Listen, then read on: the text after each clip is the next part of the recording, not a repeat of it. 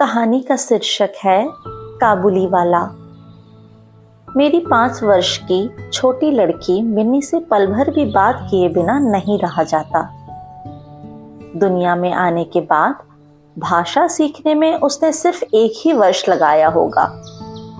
उसके बाद से जितनी देर तक सो नहीं पाती है, उस समय तक एक पल भी वो चुप नहीं रह सकती। उसकी माता बहुधा डांट फटकार कर उसकी चलती हुई जबान बंद कर देती है, किंतु मुझसे ऐसा नहीं होता। मिन्नी का मौन मुझे ऐसा अस्वाभाविक सा प्रतीत होता है कि मुझसे वो अधिक देर तक सहा नहीं जाता, और यही कारण है कि मेरे साथ उसके भावों का आदान प्रदान कुछ अधिक उत्साह के साथ होता रहता है। सवेरे मैंने अपने उपन्यास के 17वें अध्याय में हाथ लगाया ही था कि इतने में मिन्नी ने आकर कहना शुरू कर दिया, बाबूजी, रामदयाल दरबान कल काक को कौवा कह रहा था। वो कुछ जानता ही नहीं है ना बाबूजी। विश्व की भाषाओं की विभिन्नता के विषय के बारे में कुछ बताने से पहले ही उसने दूसरा प्रसंग छेड़ दिया। बाबूजी, भोला कहता था आकाश मुंह से पानी फेंकता है जिससे बारिश होती है। अच्छा बाबूजी, भोला झूठ मूठ कहता है ना, खाली बकबक किया करता है, दिन रात बस बकता ही रहता है। इस विषय में मेरी राय की तनिक भी राह न देखकर चट से धीमे स्वर में एक और जटिल प्रश्न कर बैठी, बाबूजी, माँ तुम्हारी कौन लगती है? मन ही मन मैंने कहा, साली, और फिर बोला, मिनी तू जा भोला के साथ खेल, मुझे अभी काम है। तब उसने मेरे टेबल के पैरों के पास बैठकर अपने दोनों घुटने और हाथों को हिला हिलाकर बहुत जल्दी से मुंह चलाकर अटकन बटकन दही चटाके कहना शुरू कर दिया। जबकि मेरे उपन्यास के अध्याय में प्रताप सिंह उस समय कंचनमाला को लेकर रात्रि के प्रगाढ़ अंधकार में बंदी गृह के ऊंचे झरोखे से नीचे कलकल करती हुई सरिता में कूद रहे थे। मेरा घर सड़क के किनारे पर था। सहसा मिनी अपने अटकन बटकन को छोड़कर कमरे की खिड़की के पास दौड़ गई और जोर जोर से चिल्लाने लगी, काबुल वाला, ओ काबुल वाला। मैले कुचैले ढीले कपड़े पहने, सिर पर कुल्ला रखे, उस पर साफा बांधे, कंधे पर सूखे फलों की मैली झोली लटकाए, हाथ में चमन के अंगूर की कुछ पिटारियां लिए एक लंबा तगड़ा सा काबुली मंद चाल से सड़क पर जा रहा था। उसे देखकर मेरी छोटी बेटी के हृदय में कैसे भाव उदय हुए ये बताना तो असंभव है। उसने जोरों से पुकारना शुरू किया। मैंने सोचा, अभी झोली कंधे पर डाले सर पर एक मुसीबत आ खड़ी होगी और मेरा 17वां अध्याय आज भी अधूरा रह जाएगा। किंतु मिन्नी के चिल्लाने पर जो ही काबुली ने हंसते हुए उसकी ओर मुंह फेरा और घर की ओर बढ़ने लगा, वैसे ही मिन्नी भय खाकर भीतर भाग गई। फिर उसका पता ही नहीं लगा कि कहाँ छिप गई। उसके छोटे से मन में एक अंधविश्वास बैठ गया था कि उस मैली कुचैली झोली के अंदर ढूंढने पर उस जैसी और भी जीती जागती बच्चियां निकल सकती हैं। इधर काबुली ने आकर मुस्कुराते हुए मुझे हाथ उठाकर अभिवादन किया और खड़ा हो गया। मैंने सोचा, वास्तव में प्रताप सिंह और कंचनमाला की दशा अत्यंत संकटापन्न है। फिर भी घर में बुलाकर इससे कुछ ना खरीदना तो अच्छा नहीं होगा। कुछ सौदा खरीदा गया। उसके बाद मैं उससे इधर उधर की बातें करने लगा। खुद रहमत, रूस, अंग्रेज, सीमांत रक्षा के बारे में गपशप होने लगी। अंत में उठकर जाते हुए उसने अपनी मिलीजुली भाषा में पूछा, बाबूजी, आपकी बच्ची कहाँ गई? मैंने मिनी के मन से व्यर्थ का भय दूर करने के अभिप्राय से उसे भीतर से बुलवा लिया। वो मुझसे बिल्कुल लगकर काबुली के मुख और झोली की ओर संदेहात्मक दृष्टि डालती हुई खड़ी रही। काबुली ने झोले में से किशमिश और खुबानी निकालकर देना चाहा, पर उसने लिया नहीं और दुगुने संदेह के साथ मेरे घुटनों से लिपट गई। उसका पहला परिचय इस प्रकार हुआ। इस घटना के कुछ ही दिन बाद एक दिन सवेरे मैं किसी आवश्यक कार्यवश बाहर जा रहा था, तब मैंने देखा मेरी बिटिया दरवाजे के पास बेंच पर बैठी हुई काबुली वाले से हंस हंस कर बातें कर रही है और काबुली उसके पैरों के समीप बैठा बैठा मुस्कुराता हुआ उन्हें बड़े ध्यान से सुन रहा है और बीच बीच में अपनी राय मिली जुली भाषा में बोल भी रहा है। मिनी को अपने 5 वर्ष के जीवन में बाबूजी के सिवा ऐसा धैर्यवान श्रोता शायद ही कभी मिला हो। मैंने देखा उसके फ्रॉक का आगे का हिस्सा बादाम और किशमिश से भरा हुआ है। मैंने काबुली से कहा, इसे ये सब क्यों दिया? अब कभी मत देना, कहकर कुर्ते की जेब में से एक अठन्नी निकालकर उसे दी। उसने बिना किसी हिचक के अठन्नी लेकर अपनी झोली में रख ली। कुछ देर बाद घर लौटकर देखता हूँ तो उस अठन्नी ने बहुत बड़ा उपद्रव खड़ा कर दिया। मिन्नी की माँ एक सफेद चमकीला गोलाकार पदार्थ हाथ में लिए डांट डपट कर रही थी और मिन्नी से पूछ रही थी, तूने ये अठन्नी कहाँ से ली? बता, जल्दी बता, कहाँ से ली ये अठन्नी? मिन्नी ने कहा, काबुली वाले ने दी है। काबुली वाले से तूने अठन्नी ली कैसे? मिनी ने रोते हुए कहा, मैंने नहीं मांगी थी, उसने अपने आप ही दी थी। मैंने जाकर मिनी के उस अकस्मात मुसीबत से रक्षा की और उसे बाहर ले आया। मालूम हुआ कि काबुली के साथ मिनी की ये दूसरी ही भेंट थी, सो बात नहीं। इस दौरान में वो रोज आ रहा है और पिस्ता बादाम की रिश्वत दे देकर मिनी के छोटे से हृदय पर बहुत अधिकार कर रहा है। मैंने देखा कि इस नई मित्रता में बंधी हुई बातें और हंसी ही प्रचलित है। जैसे मेरी बिटिया रहमत को देखते ही हंसती हुई पूछती, काबुली वाला, ओ काबुली वाला, तुम्हारी झोली के भीतर क्या है? काबुली, जिसका नाम रहमत था, एक अनावश्यक चंद्र बिंदु जोड़कर मुस्कुराता हुआ उत्तर देता, हाँ बिटिया। उसके परिहास का रहस्य क्या है ये तो नहीं कहा जा सकता, फिर भी इन नए मित्रों को इससे तनिक विशेष खेल सा प्रतीत होता है और जाड़े के प्रभात में एक सायने और एक बच्चे की सरल हंसी सुनकर मुझे भी बड़ा अच्छा लगता था। उन दोनों मित्रों में और भी एक आध बात प्रचलित थी। रहमत मिन्नी से कहता, तुम ससुराल कभी नहीं जाना, ठीक है? हमारे देश की लड़कियां जन्म से ही ससुराल शब्द से परिचित रहती हैं, किंतु हम लोग तनिक कुछ नई रोशनी के होने के कारण तनिक सी बच्ची को ससुराल के विषय में विशेष ज्ञानी नहीं बना सके थे। अतः रहमत का अनुरोध वो स्पष्ट रूप से नहीं समझ पाई थी। इस पर भी किसी बात का उत्तर दिए बिना चुप रहना उसके स्वभाव के बिल्कुल ही विरुद्ध था। उल्टे वो रहमत से ही पूछती, तुम ससुराल जाओगे? रहमत काल्पनिक ससुर के लिए अपना जबरदस्त घूसा तानकर कहता, हम ससुर को मारेगा। ये सुनकर मिन्नी बहुत ठहाके मार के हंसती। देखते देखते जाड़े की सुहानी ऋतु आ गई। पूर्व युग में इसी समय राजा लोग दिग्विजय के लिए कूच करते थे।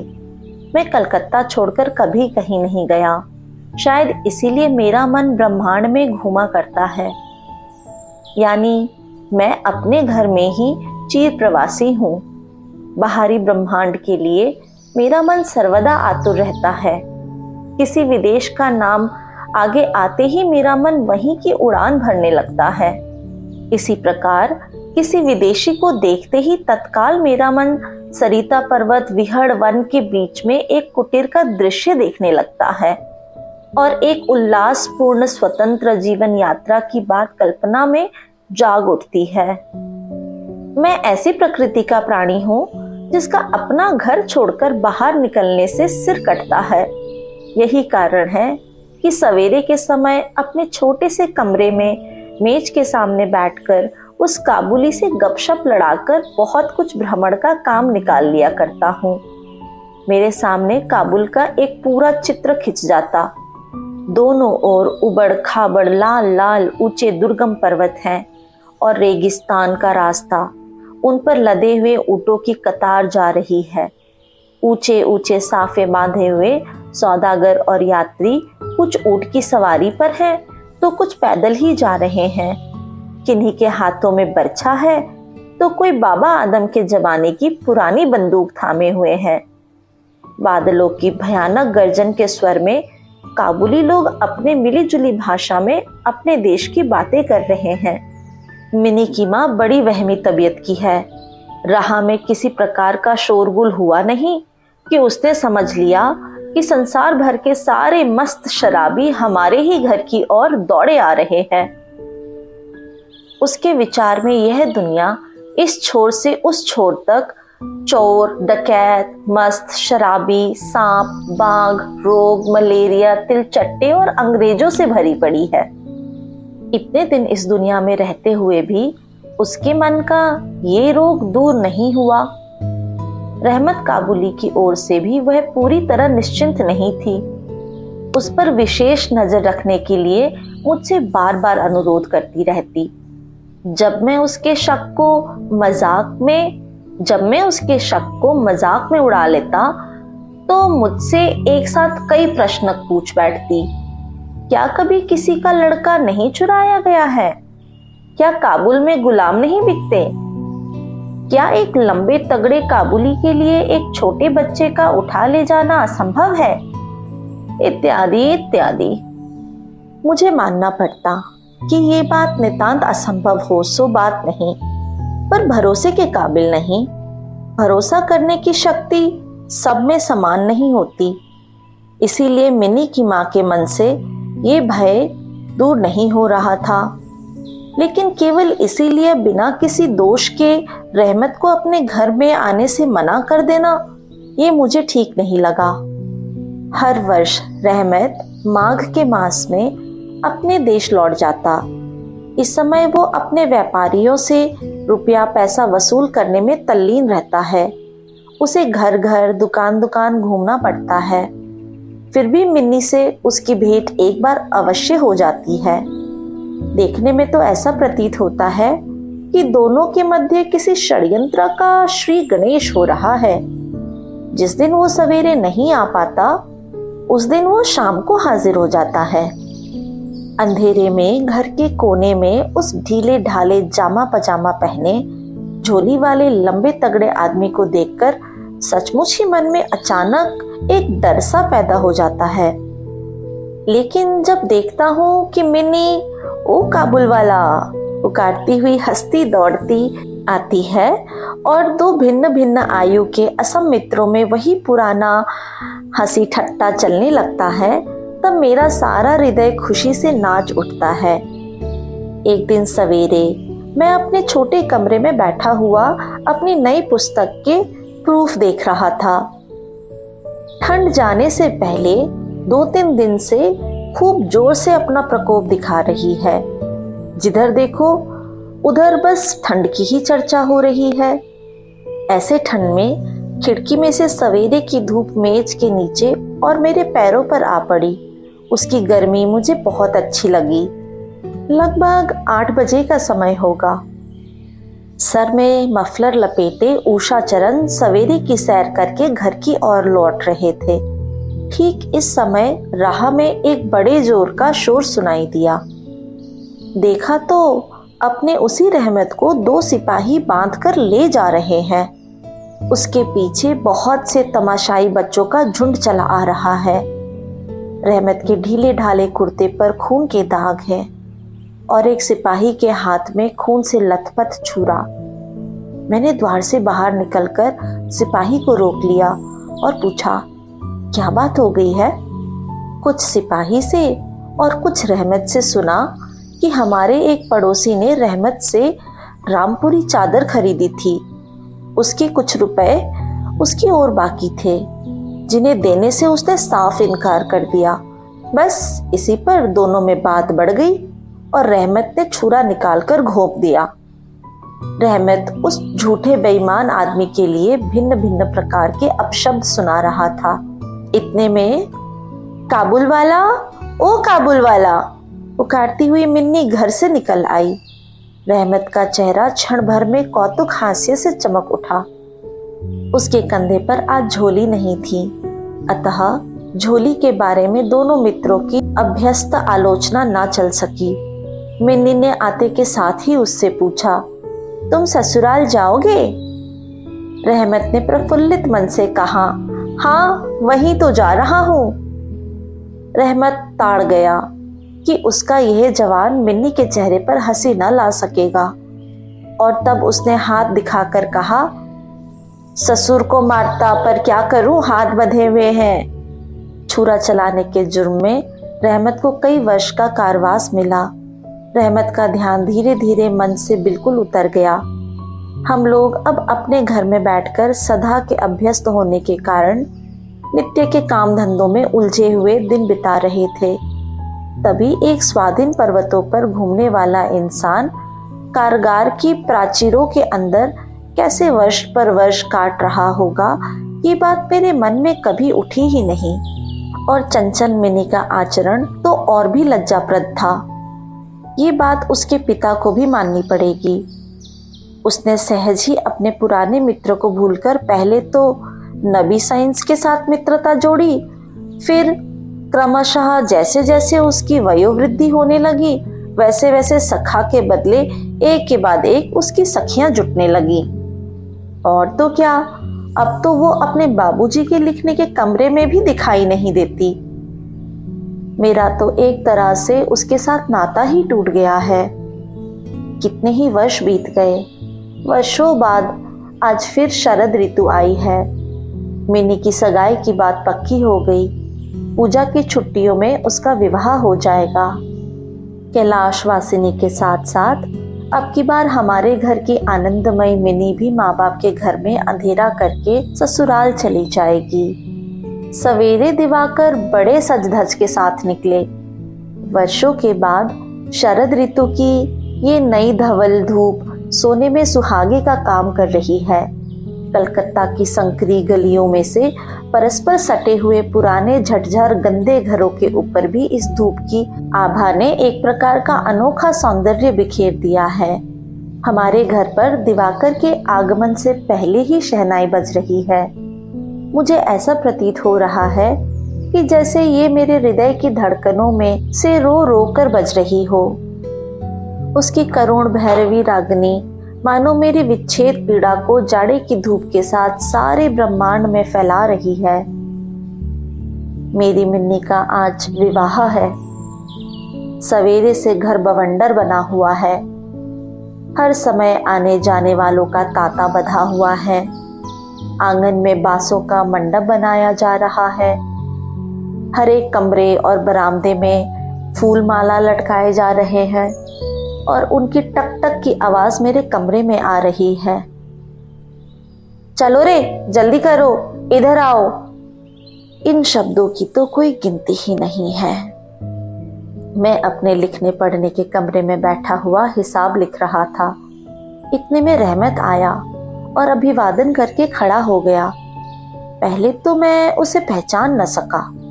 उसके पास ना तो झोली थी और ना पहले जैसे लंबे लंबे बाल और ना चेहरे पर पहले जैसी दिव्य ज्योति ही थी। अंततः मैं उसकी मुस्कान देखकर पहचान सका कि वो रहमत है। मैंने पूछा, क्यों रहमत, कब आए? उसने कहा, कल शाम को जेल से छूटा हूं। सुनते ही उसके शब्द मेरे कानों में खट से बज उठे। किसी खूनी को मैंने कभी आंखों से नहीं देखा था। उसे देखकर मेरा सारा मन एकाएक सिकुड़ सा गया। मेरी यही इच्छा होने लगी कि आज के इस शुभ दिन में वो इंसान यहाँ से टल जाए तो अच्छा हो। मैंने उससे कहा, आज हमारे घर में आवश्यक काम है, सो आज मैं उसमें लगा हुआ हूँ। आज तुम जाओ, फिर कभी आना। मेरी बात सुनकर वो उसी क्षण जाने को तैयार हो गया, पर द्वार के पास आकर कुछ इधर उधर देखकर बोला, क्या बच्ची को तनिक भी नहीं दिखा सकते? शायद उसे यही विश्वास था कि मिन्नी अब तक वैसी ही बच्ची बनी हुई है। उसने सोचा हो कि मिन्नी अब भी पहले की तरह काबुल वाला ओ काबुल वाला पुकारती हुई दौड़ती चली आएगी। उन दोनों के पहले जैसे हंसी ठट्ठे में किसी प्रकार की कोई रुकावट ना होगी। यहाँ तक कि पहले की मित्रता को याद करके वो एक पेटी अंगूर और एक कागज के दोने में से थोड़ी सी किशमिश और बादाम शायद अपने देश के किसी आदमी से मांग तांग कर लेता आया था। उसकी पहले की मैली कुचैली झोली आज उसके पास न थी। मैंने कहा, आज घर में बहुत काम है, सो किसी से भेंट ना हो सकेगी। मेरा उत्तर सुनकर वो कुछ उदास सा हो गया। उसी मुद्रा में उसने एक बार मेरे मुख की ओर स्थिर दृष्टि से देखा, फिर अभिवादन करके दरवाजे के बाहर निकल गया। मेरे हृदय में जाने कैसी एक वेदना सी उठी। मैं सोच ही रहा था कि उसे बुलाऊं। इतने में देखा तो वो स्वयं ही आ रहा है। वो पास आकर बोला, ये अंगूर और कुछ किशमिश बादाम बच्ची के लिए लाया था, उसको दे दीजिएगा। मैंने उसके हाथ से सामान लेकर पैसे देने चाहे, लेकिन उसने मेरे हाथ को थामते हुए कहा, आपकी बहुत मेहरबानी है बाबू साहब, हमेशा याद रहेगी, पैसा रहने दीजिए। तनिक रुककर फिर बोला, बाबू साहब, आपकी जैसी मेरी भी देश में एक मेरी बच्ची है। मैं उसको याद कर कर आपकी बच्ची के लिए थोड़े से मेवा हाथ में ले आया हूँ और इसीलिए लाया करता था। मैं यह सौदा बेचने के लिए नहीं करता था। कहते हुए उसने ढीले ढाले कुर्ते के अंदर हाथ डालकर छाती के पास से एक मैला कुचैला मुड़ा हुआ कागज का टुकड़ा निकाला और बड़े जतन से उसकी चारों तहें खोलकर दोनों हाथों से उसे फैलाकर मेरे मेज पर रख दिया। देखा कि कागज के उस टुकड़े पर एक नन्हे से हाथ के छोटे से पंजे की छाप है। फोटो नहीं, कोई पेंटिंग नहीं, हाथ में थोड़ी सी कालिख लगाकर कागज के ऊपर उसी का निशान ले लिया है। उसकी बेटी के इस स्मृति पत्र को छाती से लगाकर रहमत हर वर्ष कलकत्ता के गली कूचों में सौदा बेचने के लिए आता है और तब वो कालिख चित्र मानो उसकी बच्ची के हाथ का कोमल स्पर्श उसके बिछड़े हुए विशाल छाती में अमृत उड़ेलता जा रहा है। देखकर मेरी आंखें भर आईं और फिर मैं इस बात को बिल्कुल भी भूल गया कि वो एक मामूली काबुली मेवा वाला है। मैं एक उच्च वंश का रईस हूँ। तब मुझे ऐसा लगने लगा कि जो वो है वही मैं हूँ। वो भी एक बाप है और मैं भी। उसके देश की छोटी सी बच्ची की रोशनी मेरी ही मिन्नी की याद दिलाती है। मैंने तत्काल ही मिन्नी को बाहर बुलवाया। हालांकि इस पर अंदर घर में आपत्ति की गई, पर मैंने उस पर कुछ ध्यान नहीं दिया। विवाह के वस्त्रों और अलंकारों में लिपटी हुई बेचारी मिनी मारे लज्जा के सिकड़ी हुई सी मेरे पास आकर खड़ी हो गई। उस अवस्था में देखकर रहमत काबुल पहले तो सकपका गया। उससे पहले जैसी बातचीत न करते बना। बाद में हंसते हुए बोला, लल्ली, सास के घर जा रही है क्या? मिन्नी अब सास का अर्थ समझने लगी थी, अतः अब उससे पहले की तरह उत्तर देते ना बना।